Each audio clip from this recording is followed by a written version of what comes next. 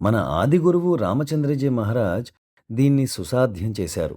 Adi Guru, who simplified the entire process of dhyana. ధ్యాన పద్ధతిని ఆయన సరళం చేశారు. ధ్యానానుభూతిని పొందాలన్న అభిలాష కలిగిన వ్యక్తి గృహస్థ జీవితాన్ని అనుభవిస్తూ కూడా ఎలా ధ్యానం చేసుకోవచ్చో ఆయన తెలియజేశారు. సరళీకరణ అనేది కీలకమైన విషయం.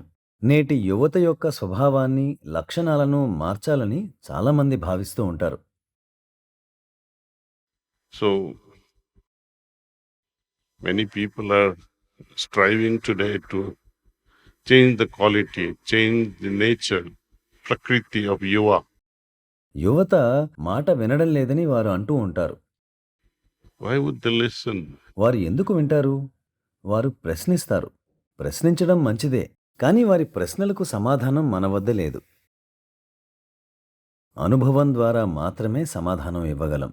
आप ईश्वर में मानते हो? భగవంతుని నమ్ముతారా అంటే అందరూ నమ్ముతామనే చెప్తారు. అయితే ఎందుకు నమ్ముతారు అని యువత ప్రశ్నిస్తుంది. మన దగ్గర ఒకటే సమాధానం ఉంది. మన శాస్త్రాలు, తల్లిదండ్రులు, పండితులు, పూజారులు చెప్పారు కాబట్టి నమ్ముతున్నాం అంటారు. అయితే మీరేమనుకుంటున్నారు?